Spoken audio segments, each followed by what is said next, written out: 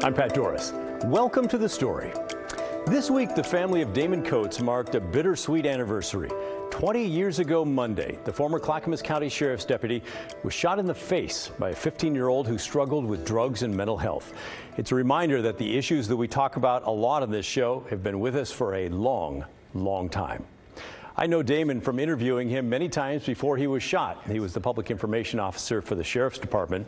A lot of people thought he'd die that first night, but he pulled through. And then a lot of others thought he would die several times since then. But he's always pulled through, and he's alive tonight, although unable to speak and confined to a wheelchair. We'll talk with his wife, Tammy, in a moment. But first, let's catch up on what happened to that 15-year-old shooter. His name is Nick Texera. After the shooting, the teen was found guilty except for insanity of attempted aggravated murder and assault 1. He was sentenced to 20 years of supervision by the Oregon Psychiatric Security Review Board and spent years in various settings getting help for his mental illness. Monday of this week, with credit for time served, his 20 years were up. It's the same day as the anniversary of the shooting. The Psychiatric Review Board released him from its jurisdiction. He can now go wherever he wants and do whatever he wants. His last known address was in Lynn County. Okay, so he's been able to move on. But the damage he did to the Coates family is far from over. There's no release from their pain. It's been 20 years now, and it appears the burden is harder than ever to endure. It became a high-risk search warrant. This is the Damon Coates I remember. We're speculating that he may have actually been carrying the gun. Confident and eloquent, he helped viewers understand the latest from the Clackamas County Sheriff's Office.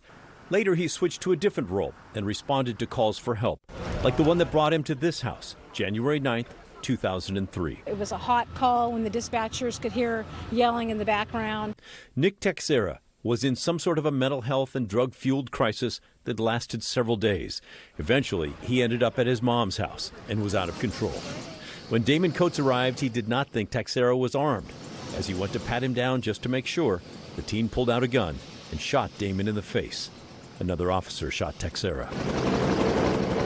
After the shooting, Damon Coates suffered a stroke and was partly paralyzed.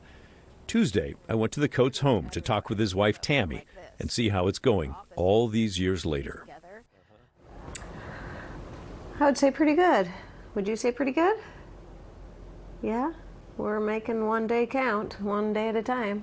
A little difficult. We got 3 of the 4 kids come over and spend it with us, and we got to watch some videos, and so that kind of was a good spot for me to be in, and probably you, to have the kids support us. Yeah. And but later, after everybody was gone and I was by myself, it was hard. Yeah, because it's, gosh, one day at a time, but then you look back and you see it's been years and years and years. Yeah, and then the footage of him before he was shot, because you have a lot of that, it was just surreal, like why I had forgotten none of how that was.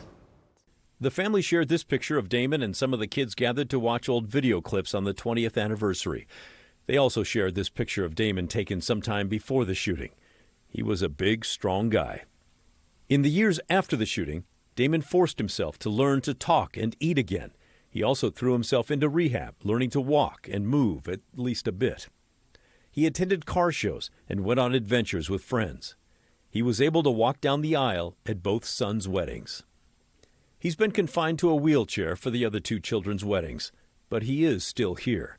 Tammy and Damon married 39 years ago. She's still with him now. Yeah, you're pretty good at keeping upbeat, and he's always wanting to get out of bed, you know, and then wanting to get back in bed, but still. I'm with you on that, brother. Yeah, exactly. You know you're old when that's all you dream about and fantasize, getting into bed. The laughter covers the pain. In 2011, Damon had seizures, and doctors said he'd be lucky to live a year. Then in 2016, a spinal cord issue caused by the bullet still in his body threatened to take his life. He survived that one, too. And earlier this year, he was throwing up and choking. It got so bad, he was put on hospice care.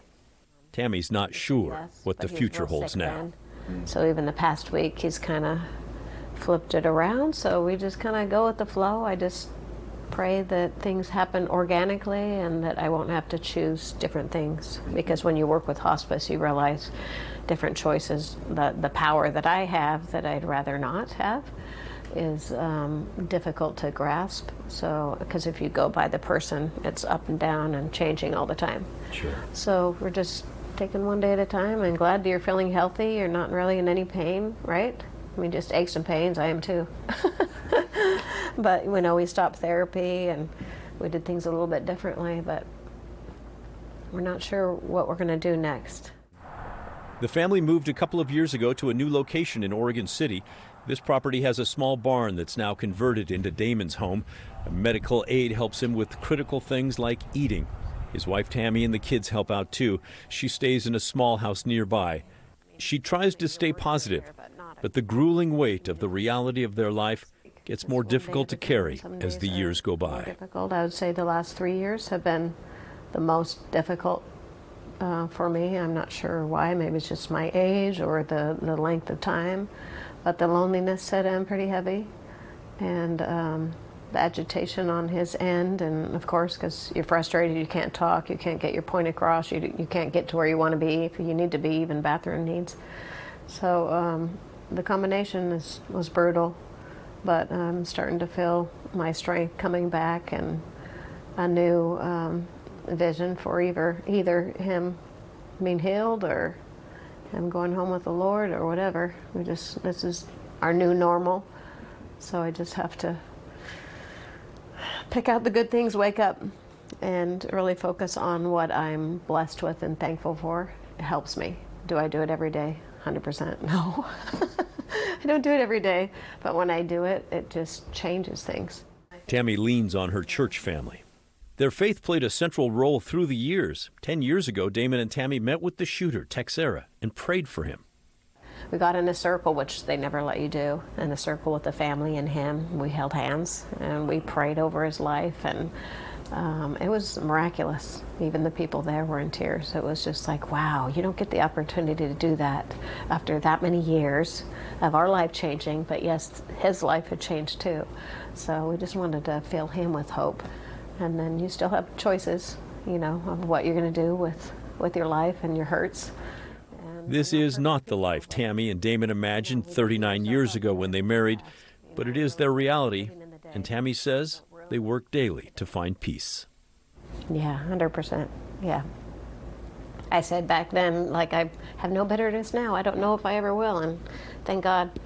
I mean, I'm not dead yet, so there might be an angry period of grief or something, but that doesn't change a thing, you know? And like I said back then, he was a sick boy. I want him to be healthy, him to not have, you know, I think he has a child or two, whatever, not to that unhealthy generation, you know? You want to just have health in the next generation, you know? So no, we definitely don't. I can't speak for you. Are you all good? You all good with what happened and Nick and the people involved? Pretty subtle, but he was nodding his head yes there. Here's my opinion on all this. The Damon Coates story is one of the most uplifting and at the same time one of the saddest stories I've covered in all my years here. The family's faith and strength is remarkable, but their pain is enormous as well. And still, they go on with good days and bad days just like the rest of us. I'm glad that Nick Texera is able to get on with his life. Hopefully his 20 years getting psychiatric care created a healthy new pathway for his future. And I hope he's able to lead a productive and fulfilling life. And I realize I'm only highlighting one awful example of what happens when mental illness and drugs lead to violence. And there are many, many more examples, maybe in your community, maybe in your family.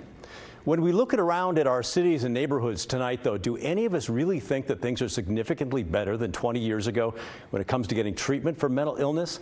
Is it any easier for that 15-year-old's mom to get them the help they need? You would hope that the answer is yes, and in some areas, there are things getting better.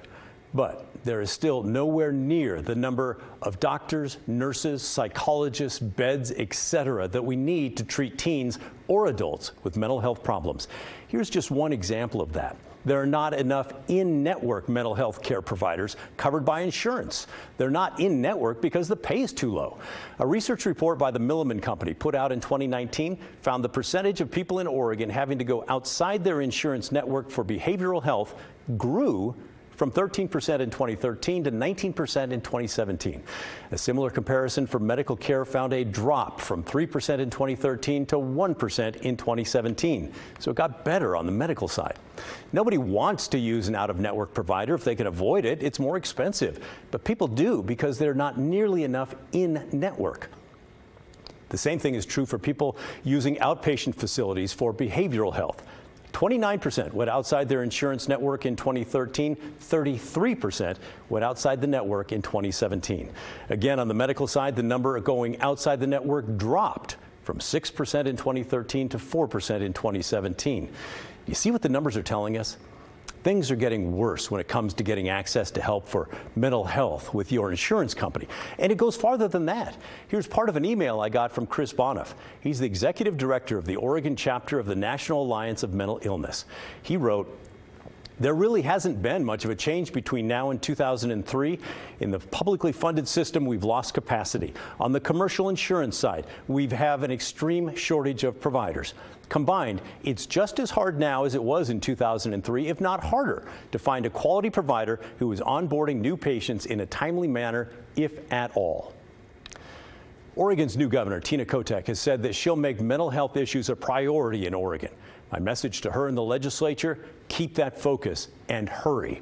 You've seen the decades-long agony endured by Damon Coates and his family. It is beyond time to get systems and funding in place to keep something like that from ever happening again. Well, that's my opinion. What's yours? Feel free to write in and let me know. Doesn't matter if you're watching this live or later on another platform. We want to hear from you.